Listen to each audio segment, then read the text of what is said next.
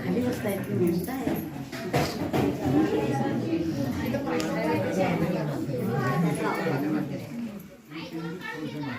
हरे राम हरे राम हरे कृष्ण कृष्ण कृष्ण हरे हरे, हरे राम राम राम हरे हरे, हरे कृष्ण कृष्ण कृष्ण हरे हरे, हरे राम राम राम हरे हरे, हरे कृष्ण कृष्ण कृष्ण हरे हरे, हरे राम राम राम हरे हरे, हरे कृष्ण कृष्ण कृष्ण हरे हरे, हरे राम राम राम हरे हरे, हरे कृष्ण कृष्ण कृष्ण हरे हरे. पुंडलीक वरदविठ्ठल श्री ज्ञानदेव पंढरीनाथ महाराज की जय, माऊली ज्ञानेश्वर महाराज की जय, राष्ट्र संत सद्गुरु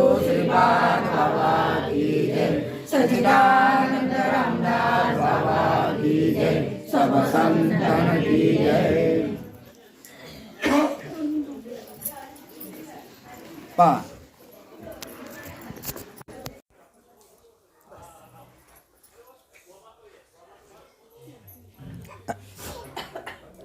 झालं सुरू.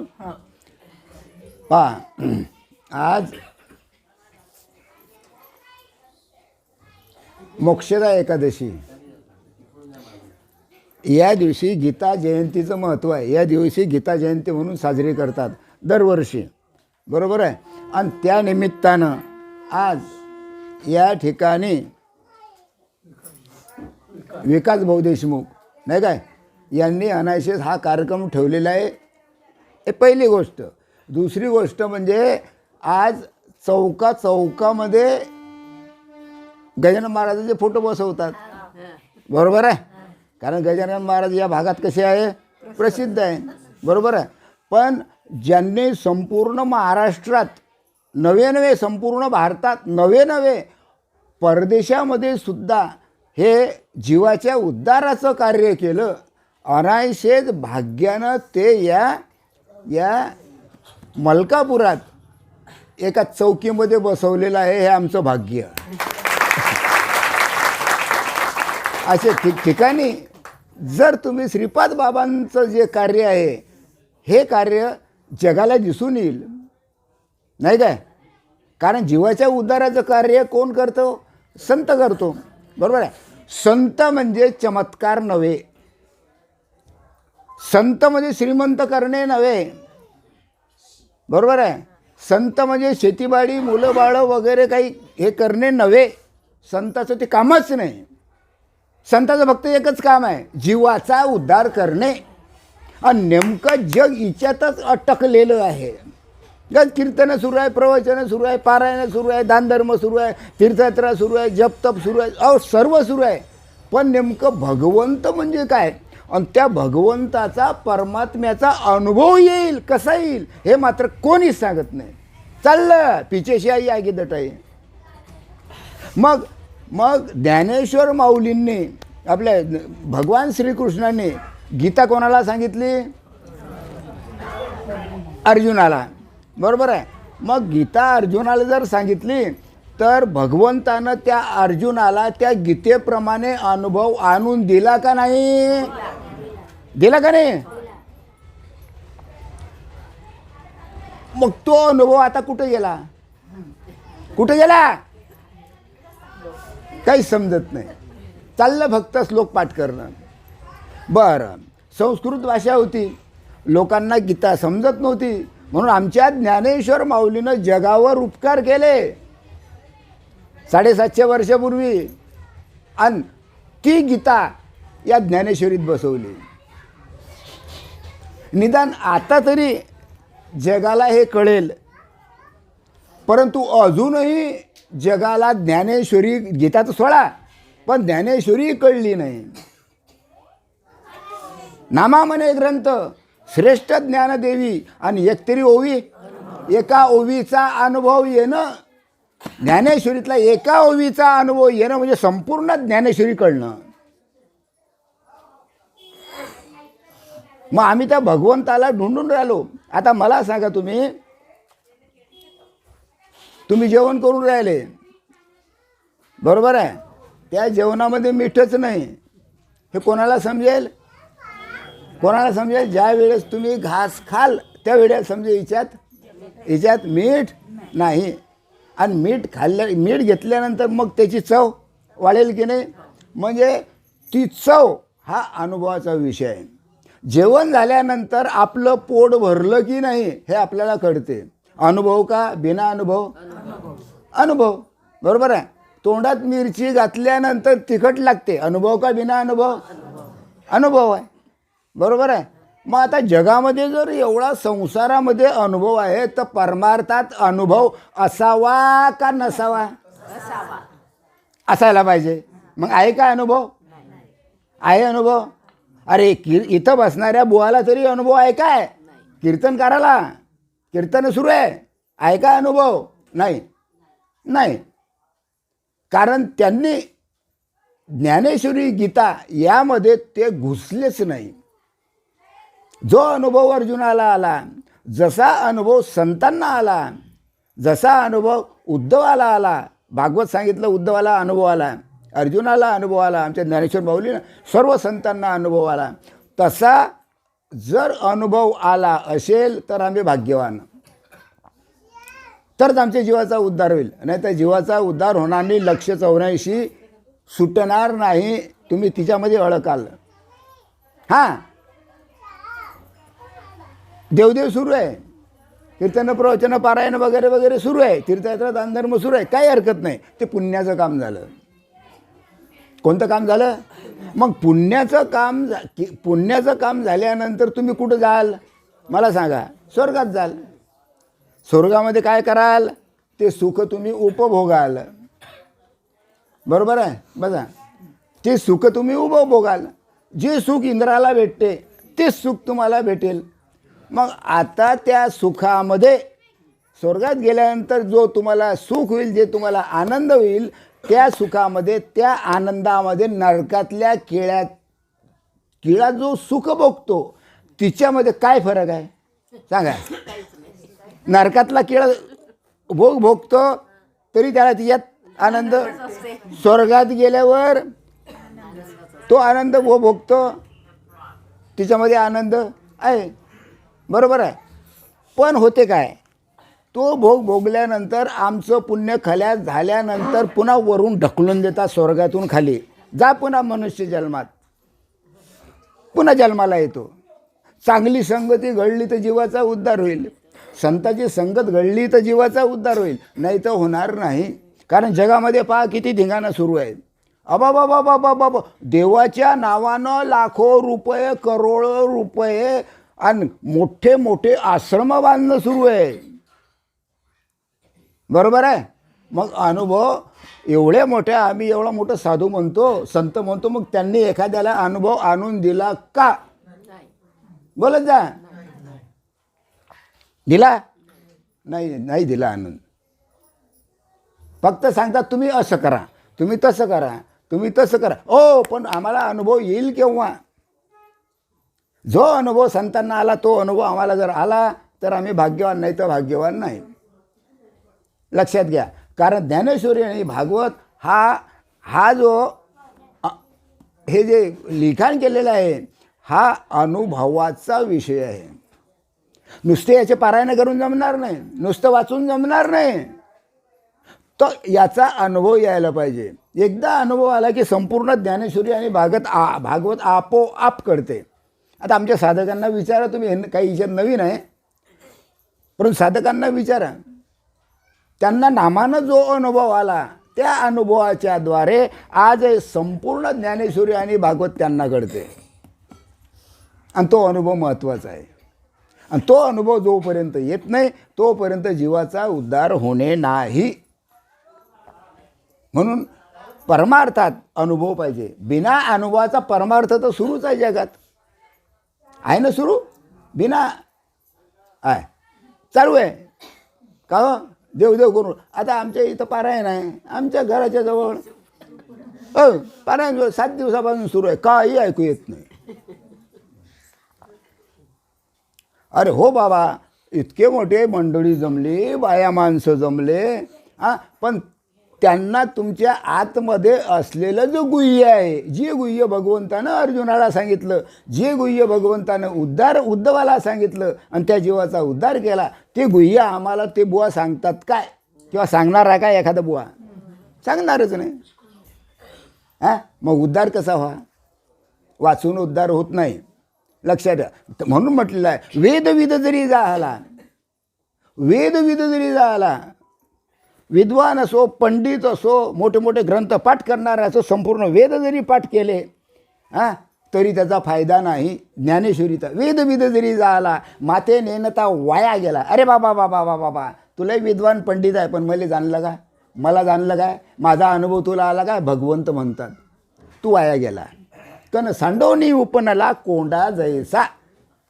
आता उपनायला बसले तुम्ही, कोंडा उपनायला बसले, कधी धान्य हाती येईल? कोंडा तर शेवटी कोंडाच. धान्य येईल काय? नाही येणार. मग ते निवडून काढेल. आणि म्हणून आज गीता जयंतीच्या निमित्तानं, म्हणजेच गीतेच्या निमित्तानं आज ज्ञानेश्वरी हा विषय घेतलेला आहे. या ज्ञानेश्वरीमधला 9वा अध्याय, लक्ष द्या. जे नवीन ऐकायला आलेले आहे त्यांनी मन लावून लक्ष द्या. मनात खून गाठ पक्की बांधा आणि ज्याला नाम घ्यायचं असेल त्यांनी आपल्या घरी या. त्यांना नाम दिलं की मोकळे, भगवंताची भेट घालून दिली की मोकळे, मग काही फिकीर नाही. हा अनुभव सर्व इथं बसलेल्यांना आहे. जे नवीन आहे त्यांना हा अनुभव नाही. तर भगवंतानं गीता ही कोणाला सांगितली? अर्जुनाला. तीच गीता व्यासांच्या कृपेनं कोणी लिहून ठेवली? संजयाने. बरोबर आहे. संजयाने धृतराष्ट्राला माहिती सांगितले. काय सांगितला? अनुभव सांगितला. पहा आता भगवंताच्या मुखातले शब्द पहा कसे आहे, तेच ते धृतराष्ट्राला संजयाने सांगितले. म्हणजे ही जी ज्ञानेश्वरी आहे, या ज्ञानेश्वरीतला 9वा अध्याय, प्रत्येक अध्यायामध्ये भगवंताचा अनुभव आहे. बरोबर आहे. प्रत्येक अध्यायामध्ये भगवंताचा अनुभव आहे आणि तो अनुभव संतांना आलेला आहे. आपल्याला फक्त एकच श्लोक घ्यायचा हिच्यामधला, ज्ञानेश्वरीतला अध्याय 9वा आणि तिच्यामधला हा शेवटचा श्लोक. पहा काय सांगितलेलं आहे. तू, भगवंतानं सांगितलं कोणाला? अर्जुनाला. तू मन हे मीच करी. खलास झाला परमार्थ. खलास, काहीच नाही याच्या व्यतिरिक्त परमार्थच नाही. तू मन हे मीच करी आणि माझी या भजनी प्रेम धरी आणि सर्वत्र नमस्कारी मज एका ते. ए बाबा, तुझं मन माझ्या स्वरूपाशी एकरूप कर. ज्या वेळेस आपलं मन भगवंताच्या स्वरूपाशी एकरूप होते त्यावेळी त्या ठिकाणी मनच राहत नाही. मन जर राहिलं नाही तर तुमचं शरीर राहील काय? शरीर राहिलं नाही तुमचा संसार राहील काय? संसार राहिला नाही तुमचे नातेवाईक राहतील काय? नातेवाईक राहिले नाही तर जग राहील काय? नाही. कारण सर्व खेळ कोणाचा आहे? मनाचा. मग भगवंत म्हणते मला तू फक्त तुझं मन दे, बाकीच्या गोष्टी मी सर्व करतो. पण आम्ही आमचं मन भगवंताला द्यायला तयारच नाही. कुठेही गेले देवा तूच, आणि इकडे मनात दुसऱ्याच गोष्टी. देवा तूच, मनात दुसऱ्या गोष्टी. तर देवाला काय ऐकू येत नाही काय? मग ते आपलं मन आहे, हे तुम्ही भगवंताच्या स्वरूपाशी एकरूप केलं का? सांगा. महत्त्वाचा प्रश्न आहे बरं, महत्त्वाचा प्रश्न आहे. हे प्रश्न विचारण्याकरता आलो इथं. बरोबर आहे. म्हणून भगवंत म्हणतात का बरे बाबा रे, तू मन हे मीच करी माझी या भजनी प्रेम धरी. ज्या वेळेस मन भगवंताच्या स्वरूपाशी एकरूप होते त्यावेळेस त्याला या देहाची आठवण राहत नाही. देहाचं आठवणच राहत नाही. म्हणजे मन कुठे गेले त्याचं त्या भगवंताच्या स्वरूपाशी एकरूप झालं. जसं गवळणीचं मन भगवंताच्या स्वरूपाशी एकरूप झालं होतं स्वामी विवेकानंद हे सुद्धा नामस्मरण करता करता करता करता त्या कालंका देवीशी एकरूप होत होत्या. बरोबर आहे, अनुभव आहे की नाही. सर्व संतांनी हा अनुभव घेतलेला आहे. ज्यावेळेस आपलं मन भगवंताच्या स्वरूपाशी एकरूप होते त्यावेळेस त्याला या देहाचं भान राहत नाही. आणि देहाचं भान न राहणे म्हणजेच भगवंताची भेट. भान जर राहिलं तर आम्ही प्रत्येक ठिकाणी जातो, हात जोडतो, आमचं मन असते की नाही आमच्या जवळच. मन भटकते की नाही, इकडे तिकडे भटकते की नाही. मग तुम्ही तुमचं मन भगवंताला दिलं का? हां, मग कितीही पाया लागला तर त्याचा काही फायदा आहे का? हां, म्हणून या ठिकाणी सांगितलेलं आहे की बाबा रे बसा, सरकत होतं, बसा बसा बसा बसा बसा बसा ना तिथंच बसा, बसा तिथं बसा बसा बसा.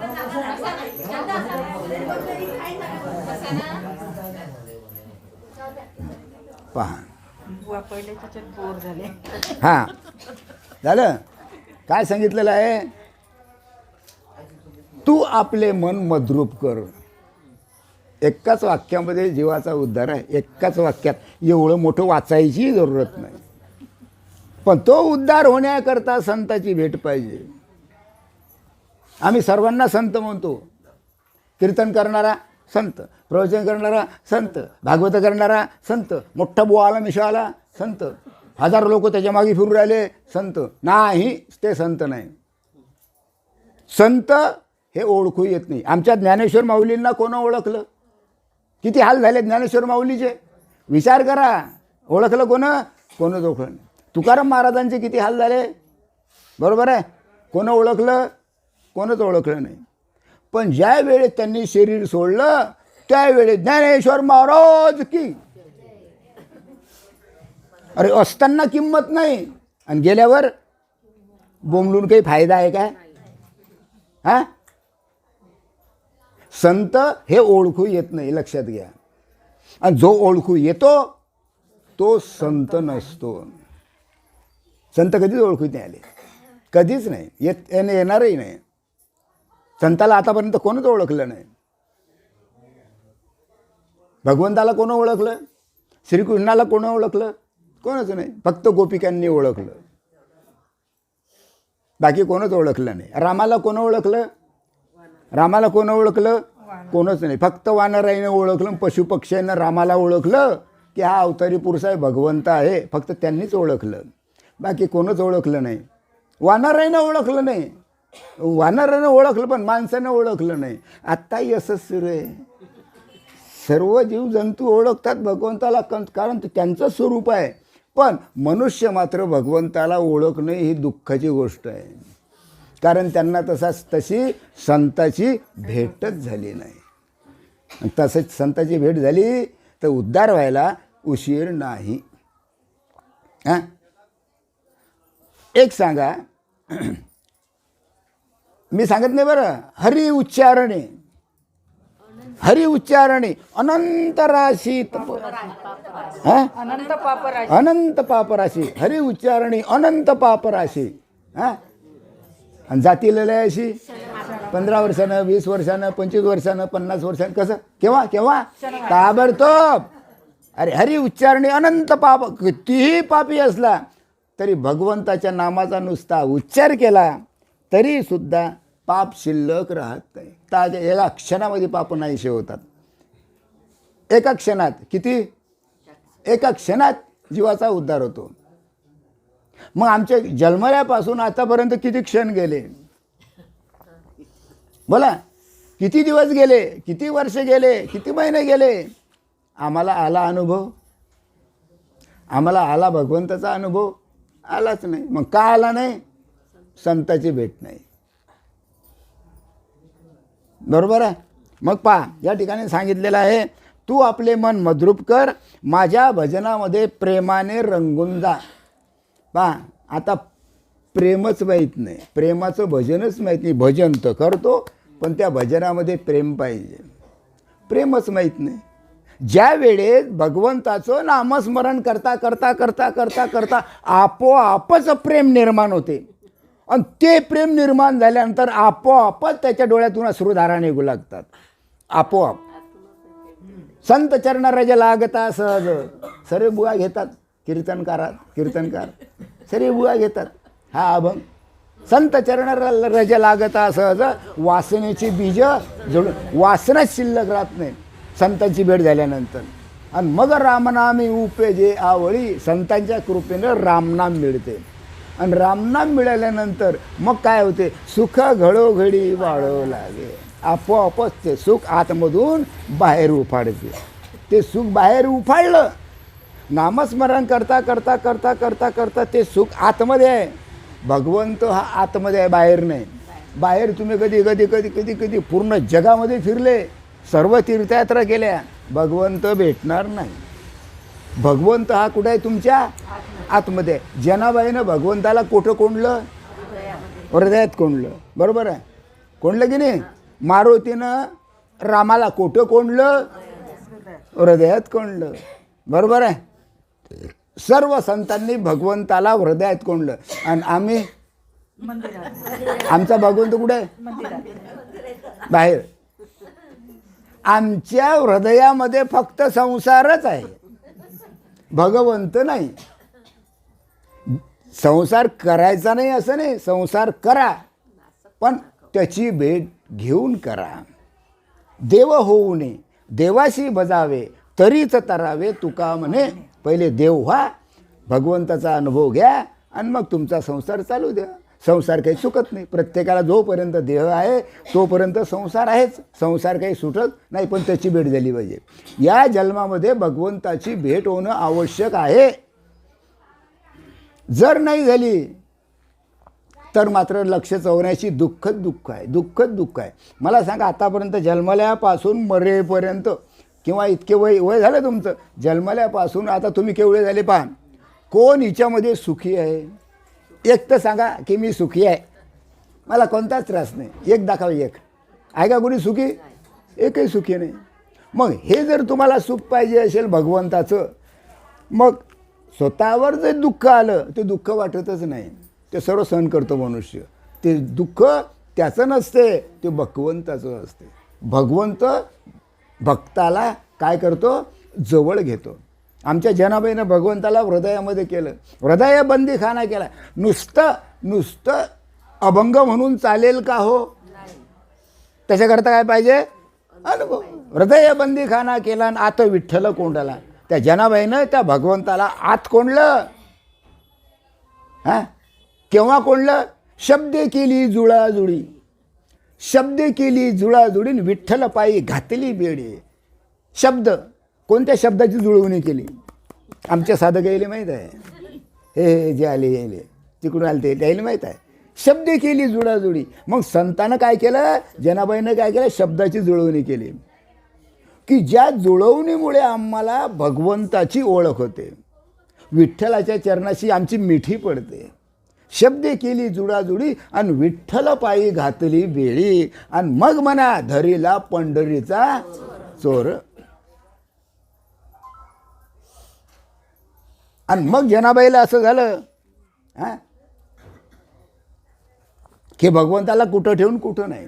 जनी म्हणे बा विठ्ठला, जनी म्हणे बा विठ्ठला, जीवेनं सोडी मी तुला. आता कधी जीव गेला तरी चालतं, पण आता तुला सोडत नाही, कारण तुला मी माझ्या हृदयामध्ये बसवलं, आता कुठंच जाऊ देणार नाही. असं भगवंताला तुमच्या हृदयामध्ये बसवायचं आहे.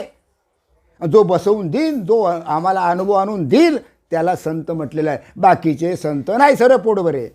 तुमचा कोणीही साधूवर विश्वास असू द्या, हट आणत येईल माझ्यासमोर, जमणार नाही. संत ज्याला म्हणतात ते अनुभव आणून देते, त्याला संत म्हणतात. बरोबर आहे. मग काय झालं, हां, माझे अस्तित्व जाणून मला वंदन कर. हां, माझ्याकडे लक्ष लावून सर्व संकल्पाची राख रांगोळी करणे. माझ्याकडे लक्ष, नामस्मरण कर, नामस्मरण कर, नामस्मरण करता करता करता करता तुमच्या ठिकाणी जे संकल्प विकल्प आहे, जी विचार आहे नाही का, जी तुमची वृत्ती आहे, हे सर्व विचार काय होतील? काय होतील ते विचार? खलास होतील. विचारच शिल्लक राहणार नाही. त्याला म्हटलेलं आहे संकल्पाची राख रांगोळी. भगवंताचं नामस्मरण करता करता संकल्पाची राख रांगोळी झाली पाहिजे. संकल्पच विचारच शिल्लक राहायला नाही पाहिजे. आणि आमचं मन त्या भगवंताशी एकरूप व्हायला पाहिजे. बरोबर आहे? तरच असं होईल, नाही तर होणार नाही. कळलं?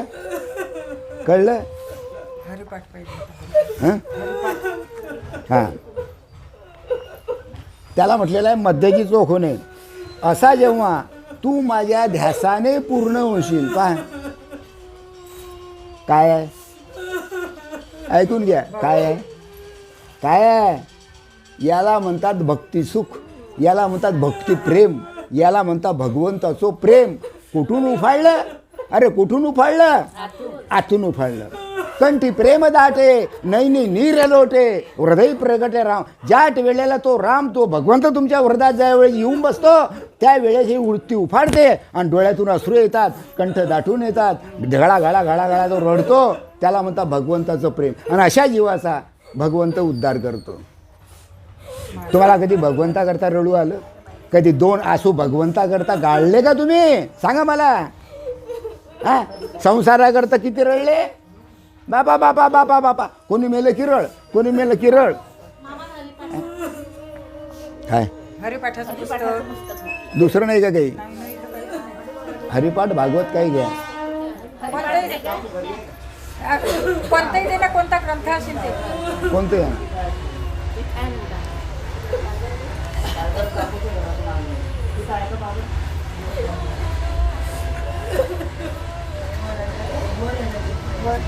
घ्या तो ग्रंथ. काय आहे? कोणता ग्रंथ आहे? हा, द्या ठेवा तिथं.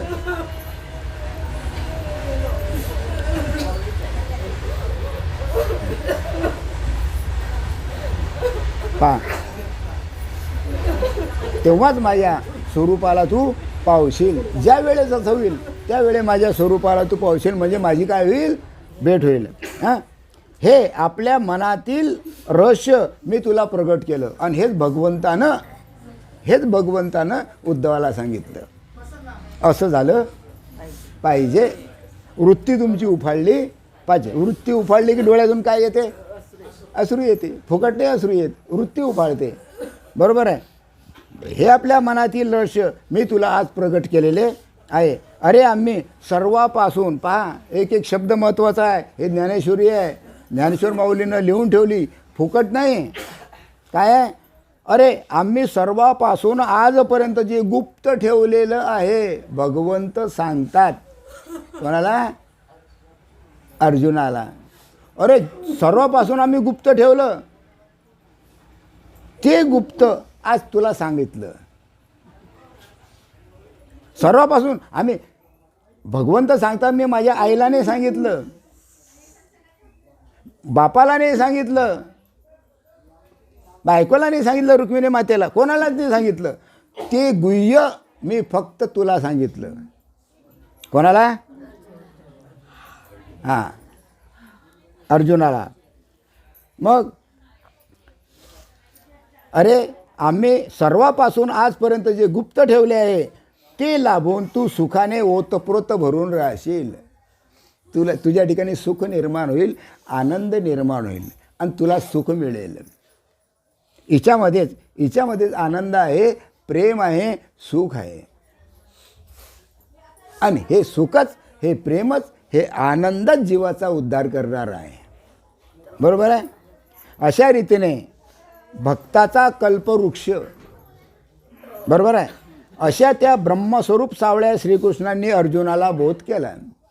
अशा प्रकारे स्वतः भगवंतानं अर्जुनाला बोध केला.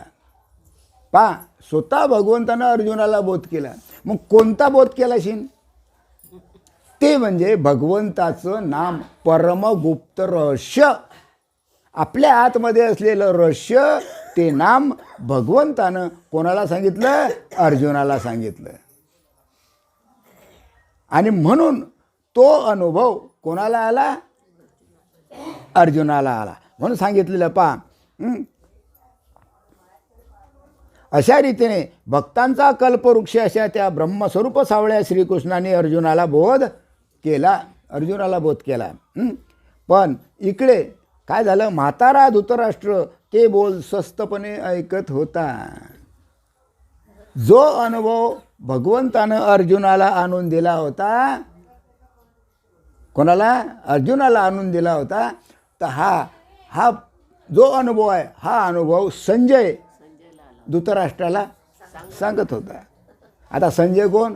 व्यासांचा शिष्य संजयाला सुद्धा तेच ज्ञान होतं. ते कोणाला सांगितलं? धृतराष्ट्राला सांगितलं. म्हातारा धृतराष्ट्र हे बोल स्वस्तपणे ऐकत होता. फक्त ऐकत होता. एवढा मोठा अनुभव स्वतः संजय सांगून राहिला राजा धृतराष्ट्राला. आणि धृतराष्ट्र काय करून राहिला? फक्त एखाद्या मेळासारखं किंवा बुद्धिहीनासारखा, एखाद्या दगडासारखा नुसताच ऐकून राहिला धृतराष्ट्र. म्हणजे त्याच्या टकोऱ्यात काही उजेड पडला नाही. कोणाच्या? धृतराष्ट्राच्या. बरोबर आहे. म्हातारा महाराष्ट्र हे बोल स्वस्तपणे ऐकत होता एखाद्या आळशी म्हशासारखा. कसा? आळशी म्हशासारखा. पहा, नुसतं ऐकून राहिला. अरे भगवंत तुम्हाला सांगून राहिला नाही काय, ते गुप्त रहस्य सांगून राहिले. आणि सांगितल्यानंतर त्याला काय आला? अनुभव आला. आणि तो अनुभव धृतराष्ट्राला कोणी सांगितला? संजयानं सांगितला. आणि हा नुसता धृतराष्ट्र एखाद्या खुशाल म्हशासारखा काय खुशाल मुकाटाने बसला होता. तेव्हा संजय मान हलवून म्हणाला, माहीत आहे धृतराष्ट्र कसा आहे? आळशी म्हशासारखा नुसतं चालू होतं. कोणाचं? धृतराष्ट्राचं. सांगून कोण राहिलं? संजय. बरोबर आहे. त्यावेळेस संजय मान हलवून म्हणाला, अमृताचा येथे वर्षाव चालला आहे. स्वतः भगवंतानं आपल्या आतमधील गोष्ट, गुह्य गोष्ट अर्जुनाला सांगितली. त्याला तो अनुभव आला. व अमृताचा वर्षाव झाला. हे ज्ञानेश्वरी कोण सांगितली? गीता कोण सांगितली? अर्जुनाला सांगितली. कोण? भगवंतानं. मग अमृताचा येथे सारखा वर्षाव चालला आहे, पण हा म्हातारा येथे असून नसल्यासारखा आहे. असा धृतराष्ट्र म्हातारा आहे, राजा आहे, पण असून नसल्यासारखं काही फायदा नाही. याच्या टकोऱ्यात काही उजेड पडत नाही. कोण म्हणतो असं? संजय म्हणतो. कसा म्हणतो? मोठ्यानं म्हणत नाही बरं, मनातल्या मनात. कारण मोठ्यानं बोंबललं तर आपल्याला काढून देईल. कारण धृतराष्ट्र कोण आहे? राजा आहे, कौरवांचा पण राजा. त्याच्यामुळे मनातल्या मनात म्हणायला लागला. मोठ्यानं कसं, जा बाबा काय घेणे आम्हाला, येसान या, सुख घेसान घ्या, नाही तर तरफळा तिकडे, काय घेणं. असंच चालू आहे की नाही? किती मजेशीर गोष्ट आहे, किती आनंद आहे. पण जगाला नाही कळत, कळणारच नाही. भाग्याशिवाय हे नाम मिळतच नाही. ज्याचं भाग्य असेल त्याच्याच कानावर हे नामाचे शब्द पडतील, नाही तर नाही. मग पण हा आमचा पोशिंदा आहे. कारण या धृतराष्ट्राच्या भरोश्यावर आम्हाला खायला मिळते. त्या गोष्टीला काही इलाज नाही. कारण याचा स्वभावच तसा आहे. कोणाचा? धृतराष्ट्राचा. याचा स्वभावच तसा आहे. परंतु मी मोठ्या भाग्याचा खरा. बरोबर आहे. संजय सांगून राहिला मी फार मोठा भाग्याचा आहे. त्याचं कारण असं, व्यास महाराजांच्या कृपेनं मला हे गुह्य ज्ञान मिळालं, हे गुप्त ज्ञान मला मिळालं. कारण ते व्यास महाराज माझे कोण आहे? गुरु आहेत. म्हणून मला जो अनुभव आला, हाच अनुभव मी धृतराष्ट्राला रणवृत्तांतामध्ये सांगून राहिलो. पण याला काही ते कळून राहिलं नाही. कारण रणवृत्तांत सांगण्याच्या निमित्ताने व्यास महाराजांनी मला निर्भय केले, काहीच फिकीर नाही ठेवली. आता अशा रीतीने मोठ्या प्रयासाने असं मनातल्या मनात बोलायला लागला. कोण बोलायला लागला मनातल्या मनात? संजय मनातल्या मनात बोलायला लागला. अरे बोलता मोठ्या प्रयासाने मन त्यानं घट्ट केलं. कोण घट्ट केलं मन? संजयानं. तोच त्याला न आवरेनाचा सात्विक भावाचा अपरंपार गैवर आला. अशा ठिकाणी त्याच्या ठिकाणी अष्ट सात्विक भाव निर्माण झाले. सात्विक भावाचा अपरंपार गहिवर आला, म्हणजे त्याचा कंठ दाटून आला, त्याच्या डोळ्यामध्ये अश्रू आले, हमसा हमशी तो रडायला लागला. कोण? कोण? हा, संजय. पण धृतराष्ट्राला दिसलं काय ते? कारण डोळेच नव्हते. हा, डोळे असते तर निदान दिसलं तर थोडासा परिणाम झाला असता, पण नाही ना, भाग्य नाही ना. एवढा मोठा धृतराष्ट्र, पण धृतराष्ट्राचं सुद्धा भाग्य नाही हे नाम मिळायला. ते तुम्हाला मिळालं म्हणून तुम्ही भाग्यवान आहे. हा, मग काय झालं? तोच त्याला न आवरेना असा सात्विक भावाचा अपरंपार गहिवार आला. गहिवार आला म्हणजे त्याचा कंठ दाटून आला, त्याच्या चित्ताला चक्कर आली. हां, त्या चित्ताला चक्कर आली म्हणजे त्याचं मन त्या भगवंताच्या स्वरूपाशी काय होऊन राहिलं? एकूण जीभ लुळी पडली. जीभ लुळी पडली म्हणजे त्याच्यानं बोलता सुद्धा त्याला येत नव्हतं आणि सर्व अंगावर रोमांच उभे राहिले. सर्व अंगावर भरभर भरभर भरभर भरभर काय आले? काटे आले. सांगा, आमच्या अंगावर काटे कधी येतात? जास्त थंडी असली तर. हा, पाहिले की नाही अंगावर काटे? माझ्या जीवाचा उद्धार. हा, असं नाही. हा हा, नामाशिवाय जीवाचा उद्धार होतच नाही. आणि ते नाम कसं आहे? गुह्य आहे. गुह्य म्हणजे गुप्त आहे. ज्याची इच्छा असेल त्यालाच ते मिळेल. आणि त्यातल्या त्यात अनंत जन्माच्या पुण्यानं ते नाम कानात पडते, हे लक्षात घ्या. सर्वांचे नाही कानात पडत. केवढं मोठं मलकापूर आहे. हां हां, किती जणांच्या कानात पडलेलं आहे ते नाम? फारच थोडे. आणि म्हणून भगवंतानं सांगितलेलं आहे, कोटो मे कोई, कोट्यवधी लोक मला बसतात. आता हे काय? कोट्यवधी लोक आहे. कीर्तन, प्रवचन, पारायण, सप्त्य किती आहे ना? कोट्यवधी. कोटो मे कोई, आणि कोई मे कोई मुझे जानता है. आणि अशा कोट्यवधी लोकांमधून एखादाच मला जाणतो. त्यातले तुम्ही आहात. त्यातले तुम्ही आहात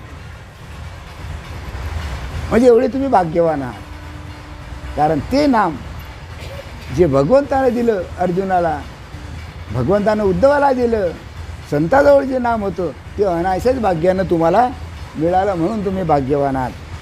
मग त्याच्या चित्ताला चक्कर आली, जीभ लुली पडली, अंगावर भरभर भरभर रोमांच आले. अर्धवट मिळलेल्या डोळ्यातून डोळे धड उघडेही नाही आणि धड बंदही नाही, अशा प्रकारे अर्धवट डोळे उघडले आणि त्या डोळ्यातून आनंदाश्रू वाहू लागले. खळखळ खळखळ खळखळ डोळ्यातून धारा निघायला लागल्या. कोणाच्या डोळ्यातून? संजयाच्या. आणि हाच अनुभव भगवंतानं 11व्या अध्यायात कोणाला आणून दिला? अर्जुनाला.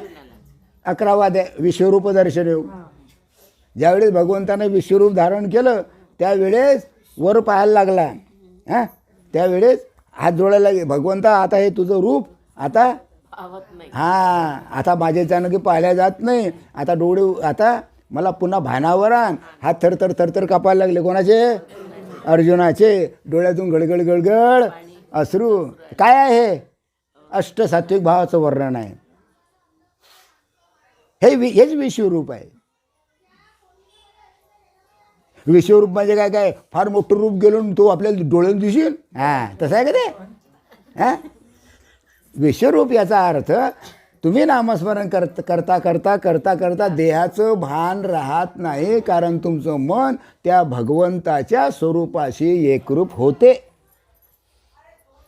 म्हणजेच तुम्ही त्या भगवंता एवढे होता. राजनभर पाणी आहे, त्यात एवढंसा मिठाचा खडा टाकला, काय होईल? ते मीठ विरून जाईल. मग ते मीठ केवढं झालं? राजना एवढं झालं. तसं नामस्मरण करता करता काय होते? आपलं मन त्या भगवंताच्या स्वरूपाशी एकरूप होते. आणि म्हणून आपल्याला तसं होते. कोणाला हसू येते, कोणाला रडू येते, कोणाला अंगावर थरथर घाम येते, नाही काय? कोणाचा हातपाय थरथर कापतात. हां, आणि हे आजकालचे साधू कीर्तनकार म्हणतात अंगात येते. काहीतरी बुवा त्या बुवाजवळ जादू आहे. आता माझ्याजवळ काही जादू आहे? मग आता इतक्या लोकांच्या अंगात आणलं का मी? हा, कार्यक्रमात येऊन पहा किती लोक असतात, या सर्वच्या अंगात आणलं का मी? अरे टकोर तर ठिकाणावर पाहिजे. कोणाचं? साधूचं? कठीणच आहे बुवा. ज्या वेळेस अष्टसात्विक भाव निर्माण होतात त्यावेळेस तसं होते. हां हां, ते कोणत्या वेणीची गाठ कशी सुटली, कोणतं गाणं आहे ते? हां हां हां, ते वेणीची गाठ कशी सुटली ग, आहे ना, गवळण आहे ना. हां, सांग राधे. हां, कुणा संग सांग राधे, कुणा संग हसली ग, सांग राधे कुणा संग हसली ग, तुझ्या वेणीची गाठ कशी सुटली ग, तुझ्या वेणीची गाठ कशी काय? हां, वेणी म्हणजे काय? हे घालून लंबलचा खे. हां, वेणी काय? उडियाना बंद, जालंधर बंद, मूळ बंद. किती बंद झाले? हे तीन बंद आपल्या बेंबीच्या देठाजवळ आहे. हे तीन बंदाची गाठ. आपण वेणी घालतात, काय करतो? हे बा, एक असं घेतो, इकडून इकडून इकडून इकडून इकडून इकडून, आणि खाली पक्की गाठ मारतो. ती इतकी पक्की गाठ मारली की ते गाठी दिसतच नाही. तुम्ही खो खो खेळा, तुम्ही फुगड्या खेळा, तुम्ही काही करा, ते गाठ निष्ठत नाही.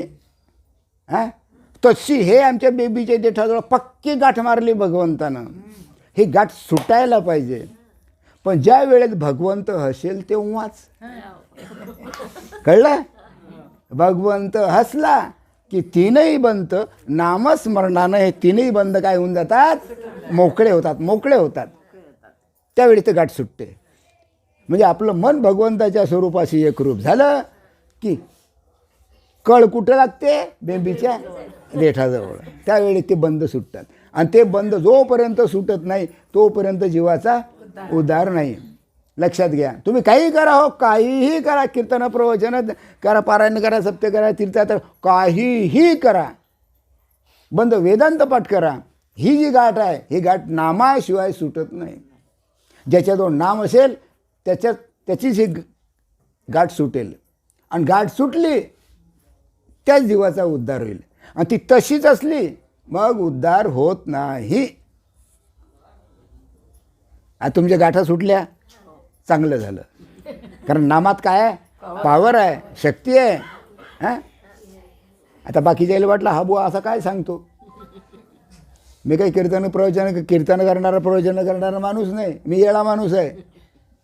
जे सत्य आहे ते तुम्हाला मी सांगून राहिलो आणि तेच सांगणार आहे. खोटं बोलून मला काही भेटणार आहे काय? रोज जेवण करायला भेटते, चांगलं चुंगलं यायच्या घरी, असं आहे का काही? हां हां, जे सत्य आहे ते सांगायचं, खोटं बोलायचं नाही, कोणाला फसवायचं नाही. कशाला फसवायचं? मनुष्य जन्म फसवायकरता आहे का फसवलेल्यांना बाहेर काढण्याकरता आहे? मग ऐका बुवाच्या डोक्यात आहे नाही. देवाचं नाव घेतो म्हणजे काही उपकार करतो काय जगावर? हां, पैसे घेतो का नाही? पैसे घेतो का नाही? कीर्तनाचे 4,000 5,000 10,000 सप्त्या म्हटलं, बरोबर आहे. 40 80 90 हजार रुपये, 1 लाख रुपये सप्त्याचे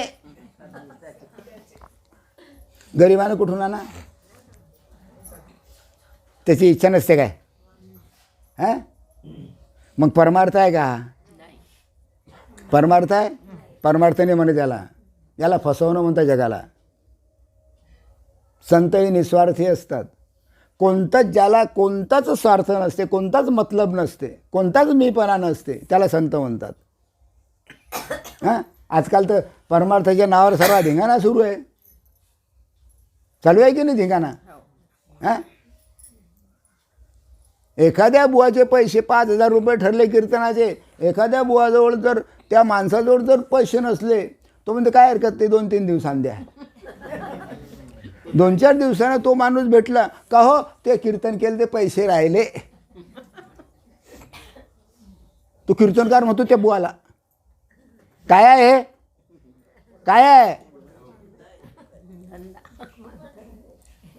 आहे भगवंताला मंजूर?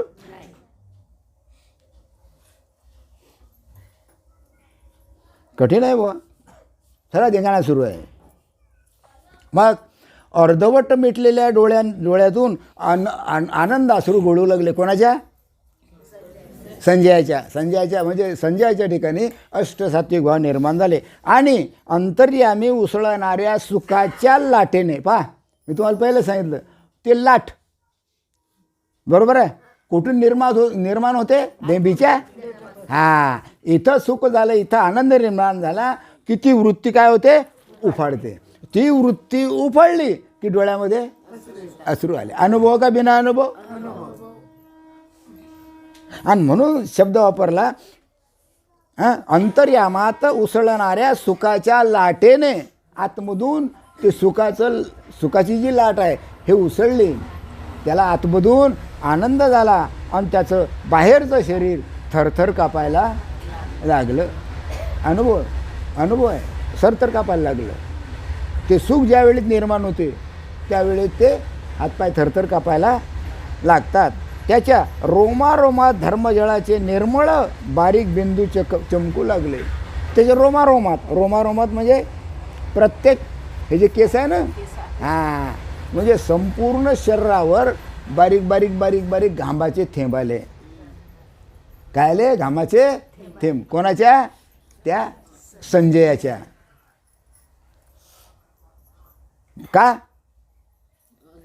काय थेंब आले?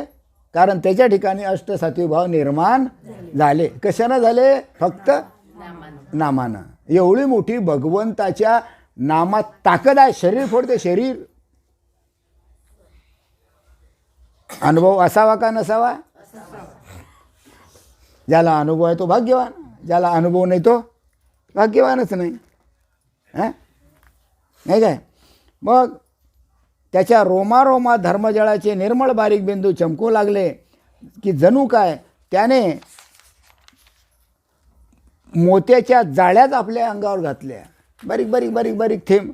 जसं गव्हावर हिवाळ्यामध्ये कसे पाणी दिल्यानंतर थेंब येतात, आहे का नाही, दवबिंदू, तसं संपूर्ण शरीरावर त्याचे दव निर्माण झाले. कोणाच्या? संजयाच्या.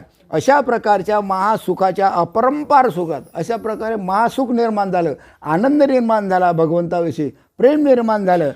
आणि त्याला जीवाचे काय भानच शिल्लक राहिले नाही. म्हणजे तो देह विसरला. मी देह आहे हे त्याला आठवणच नाही राहिलं. कारण त्याचं मन त्या भगवंताच्या स्वरूपाशी काय झालं? एक रूप झालं. विसरून गेला, स्वतःच्या देहाला विसरून गेला आणि त्या भगवंताच्या नामाशी एकरूप झाला. म्हणजे तो भगवंतच झाला. जो स्वतःच्या देहाला विसरतो नामस्मरण करून आणि भगवंताशी एकरूप होतो तो भगवंतच होतो. लक्षात घ्या, भक्त नाही होतो, भगवंतच होतो. पहा इथे आनंद आहे. कारण त्याचं स्वरूप केवढं झालं? भगवंता एवढं. जर त्याचं स्वरूप जर भगवंता एवढं झालं तर तो कोण झाला? बरं, समजायला डोकं लागते काय? डोकं लागते? काही नाही. येड्यातल्या येड्या माणसाला कळते. आहे का नाही? अनुभव आहे की नाही? आहे की नाही अनुभव? हां, मोठ्यांना म्हणायचं हाव. हां. सर्व अनुभवाच्या गोष्टी आहे. बरोबर आहे. या बाईचं राहिला तर या बाईला एखाद्या दिवशी आता देऊन टाकू डबल आल्यावर. ते काय एक दोन वेळा असंच झालं की ते काही जमलं नाही. ठीक आहे, काय हरकत नाही. आई आहे आणखीन, त्या बाईला बी देऊन टाकू. हां केव्हा या देऊन टाकू. बरं, अशा प्रकारे महासुखाच्या अपरंपार रसात जीवाचे भान विरून गेल्यामुळे तिथं जीवपणा शिल्लक राहिला नाही. तो जीव शिवस्वरूपाशी एकरूप झाला. नवे तो जीव शिवचा झाला. मग जीवच जर शिव झाला तर ओम नमो शिवाय म्हणायची काही जरूरत नाही. बोलत जा. नामस्मरणानं तो जीव होता, हा जीवच कोण झाला? शिव झाला. मग तो शिव झाल्यानंतर तोच शिव, त्याचंच नाव कसं येईल? मी स्वतः गावामध्ये फिरे, प्रेम आहे प्रेम आहे प्रेम आहे प्रेम आहे प्रेम आहे प्रेम आहे असं जर मी म्हटलं चालेल का? येळा म्हणतील की नाही? हा? तसा जीवच जर शिवरूप झाला तर प्रश्नच नाही. तुम्ही शिवरूपच आहात. तुम्ही सर्वजण अनुभव आल्यानंतर कोण आहे? शिवरूपच आहे. आणि शिवरूप होणंच महत्त्वाचं आहे. त्याच्याच करता हे नाम आहे. काय पुढे लय मजा आहे. आता सोपी विषय घेतला या बाया हे करता, समजा करता खूप सोपी विषय आहे. नाही तर एवढा कठीण विषय याच्यातली एकही बाई राहिली नाही, चालली गेली. काय माय बुवा सांगते, माय काय माय बुवा सांगते, हे जाऊ दे, काहीच समजत नाही. ब्रह्म ब्रह्म ब्रह्म जाऊ दे. आता यायच्याकरता हा विषय आपल्याला सोपी इथं घेणं पडला या बाया करता, यायला समजाव म्हणून. बरं, काय हरकत नाही. हां झालं. पहा काय गोष्ट, किती मजा आली. अशा महासुखाच्या अपरंपार रसात जीवाचे भान विरून गेल्यामुळे रणवृत्तांत सांगण्याची जी कामगिरी व्यासांनी दिली ती त्याच्याकडून होत नव्हती. कोणाकडून? संजयाकडून. व्यासांना सांगितलं बा तू थांब इथं आणि धृतराष्ट्राला तिकडे युद्ध सुरू आहे त्याची माहिती सांग. आता इकडे अष्टसात्विक भाव निर्माण झाले.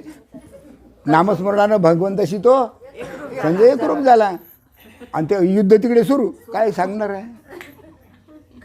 ते काम काही त्याच्याकडून होत नव्हतं. मग काय झालं? त्याच्यावर सोपवली ती त्याच्या हातून होईनाशी झाली. इतक्या श्रीकृष्णाच्या वाणीचा आवाज धोधो करीत त्याच्या कानात घुसला. भगवंताचे शब्द त्याच्या कानात घुसले आणि मग तो जागी झाला. कोण? संजय. मग जागी झाला आणि मग पुन्हा ते रणवृत्तांत ऐकून राहिला आणि कोणाला सांगून राहिला? धृतराष्ट्र. पहा किती सोपी आहे. अरे जे महत्त्वाचं सार आहे ते तुम्हाला सांगितलं, फक्त नामच सांगितलं नाही. नाम महत्त्वाचं. नामाशिवाय जीवाचा उद्धार नाही. बरोबर आहे. हां, धोधो करीत त्याच्या कानात सुरला आणि त्याने संजयाला पुन्हा भानावर आणले. शब्द कानावर पडला. कानावर शब्द पडल्यानंतर संजय भानावर आला. देह भानावर आला. पहिले देह भानावर नव्हता, कारण ते या ठिकाणी अष्टसात्विक भाव निर्माण झाले. भगवंताचे शब्द कानात पडले आणि तो देवभानावर आला आणि रणवृत्तांत सांगण्याला सिद्ध झाला. ते झालं बा आता, म्हणजे त्याची अवस्था संपून गेली. तो भानावर आला, देवभानावर आला. मग देवभानावर आल्यानंतर काय होते?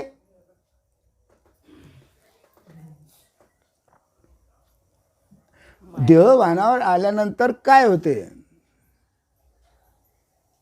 श्रीरंगला माहीत आहे? श्रीरंगला माहीत आहे? देवभानावर आलं की माणूस काय करते? रडते. फुसफुस रडते. रडतो. कारण डोळ्यात काय असतात? अश्रू असतात. ते अश्रू ते पुसून काढतात. काय मजेशीर आहे. नंतर त्याने डोळ्यातले अश्रू पुसले. संजयानं. हां हां, अंगावरचा घामही पुसला. त्याला घाम आला होता तो घामसुद्धा पुसला. हां, आणि तो म्हणाला, धृतराष्ट्र महाराज आता पुढील वृत्तांत सांगतो. मग तो देवभानावर आल्यानंतर पुढील वृत्तांत त्यानं सांगायला सुरुवात केली. बस किती अर्धा तास झाला? पाऊण तास झाले ना? किती झाले? 53 मिनिटं. किती? 53 मिनिट. बापा इतकं झालं? बरं, काय हरकत नाही. तर हा ज्ञानेश्वरीतला 9वा अध्याय आहे आणि तिच्यामधला शेवटचा श्लोक आहे. खोटं जर वाटत असेल तर पुन्हा ज्ञानेश्वरीतला 9वा अध्याय शेवटचा श्लोक तुम्ही वाचा. तिच्यामध्ये जसं वर्णन आहे असा जर तुम्हाला अनुभव आणून देणारा असेल तर त्याच्याकडून नाम घ्या. बरोबर आहे. कारण हा अनुभव येतो आणि त्याच वेळेस जीवाचा उद्धार होतो. तसा उद्धार होणार नाही, हे लक्षात ठेवा. ज्ञानेश्वरी भागवत सुद्धा आपोआप कळते. बरोबर आहे. तर आज पहा, फार मोठं कार्य झालं. मला इतका आनंद झाला तुम्हाला काय सांगू. काहीच ना विकास आहे का नाही. विकास झाला बाबा, तिथं चौकामध्ये तुमचा फोटो ठेवा आहे, तुमचा फोटो ठेवायचा आणि ते तिथं चौकात चौकी करायची, तिथं फोटो ठेवायचा. ओ म्हटलं बाबा माझा फोटो नाही, माझा फोटो ठेवून काय फायदा, लोक थुकतील. कारण ती जीवन हा आहे का नाही. माझा फोटो ठेवू नका आणि कुठेच ठेवायचा नाही. कोणाचा ठेवायचा, श्रीपाद बाबाचा फोटो ठेवा. कारण करणारे धरणारे सर्व तेच आहे, आपण तर फक्त निमित्त आहे, करणारे सर्व तेच आहे. काय करायचं ते करतील. आणि म्हणून श्रीपाद बाबांचा फोटो तिथं ठेवला. आज फार फार फार फार म्हणजे काय सांगा तुम्हाला, मस्त आनंदाचाच दिवस आहे आज. बरोबर आहे, फार आनंदाचा दिवस, काय हरकत नाही, फार आनंद झाला. असेच जर चौकामध्ये फोटो बसले तर बरोबर, पण नुसतं बसून मी काही फायदा नाही. आता फोटो बसला, आता त्याचा अपमान व्हायला नको. कमीत कमी हप्त्यातून एकदा झाडून झुडून काढणं, आजूबाजूला स्वच्छते हे करणं, हारगीर एखादं लावणं, असं करत राहायचं. स्वच्छता ठेवायची तिथं. हां, कारण नुसतं बसून मी काही फायदा आहे काय, धूळ बसून काही फायदा. सेवा झाली पाहिजे ना. ती सेवा माझी नाही, ती सेवा कोणाची आहे, सद्गुरूची. ती सेवा कोणाची आहे, संताची. ती सेवा कोणाची आहे, भगवंताची आहे. बरोबर आहे. तर 4 तारखेला कठीण विषय घेऊ. कुठं, 4 तारखेला दाभाडीला दत्त जयंतीला आपला कार्यक्रम आहे. लवकर यायचं. 10 वाजेला सत्संग सुरू होईल. 10 ते 11:30 11:30पर्यंत सत्संग सुरू होईल. आणि सत्संग झाला की ताबडतोब 11 वाजेला जेवण. आणि जेवण झालं की तुमच्या घरी. गैरहजर कोणीच राहायचं नाही. सर्वांनी दाभाडीला 4 तारखेला यायचं. गाड्या सांगायचं काम नाही. हे झालं पहिली सूचना. दुसरी सूचना, 1 जानेवारी म्हणजे नवीन वर्षाचा पहिलाच दिवस, 1 जानेवारी 2026ला वैष्णव मेळावा दाभाडीलाच आहे. बरोबर आहे. त्यांनी ठेवलेला आहे तो, सपकाळ मंडळींनी. बरोबर आहे. तिथं मात्र काय करायचं, जेवढे आपले नातेवाईक आहे यांना सर्वांना निरोप द्यायचा. आणि साड्या, पांढऱ्या साड्या घरूनच नेसून यायच्या. तिथं वेळ सापडणार नाही. कारण 10:30 वाजेला आपली 10:15 वाजेला दिंडी निघणार आहे. त्याच्यामुळे पांढऱ्या साड्या नेसायला वेळ मिळणार नाही. पांढऱ्या साड्या नेसूनच स्टँडवर यायचं. 10:30 वाजेला दिंडी निघाली. दिंडी झाली की आपलं प्रवचन झाल्यानंतर मग हरिपाठ झाल्यानंतर 3 वाजेला जेवणं झाले की तुमच्या घरी. दिवसा, रात्री नाही बरं, कळलं. हां, हे सूचना लक्षात राहील. आपले जेवढे नातेवाईक आहे त्या नातेवाईकाला सांगून द्यायचं, नामधारक, तर किंवा आपला कार्यक्रम इथं 1 तारखेला आहे. बस समजलं सर्वांना. हां, आणि जे नवीन असतील त्यांनी आलं तरी चालेल. आता हे बाकीचे ह्या आमच्या माता भगिनी नवीन आहे, चालते ना, आले तरी काय हरकत नाही, निदान ऐकायला मिळेल ना. हां, बरं. तर आज झालेली सेवा सद्गुरू श्रीपाद बाबा यांचे चरणी अर्पण करतो आणि माझे 2 शब्द संपवतो. पुंडलिक वरदे हर विठ्ठल श्री ज्ञानदेव तुकाराम पंढरीनाथ महाराज की जय. माऊली ज्ञानेश्वर महाराज की. राष्ट्रसंत सद्गुरू श्रीपाद बाबा की जय. सच्चिदानंद रामदास बाबा की जय. सब संतन की जय.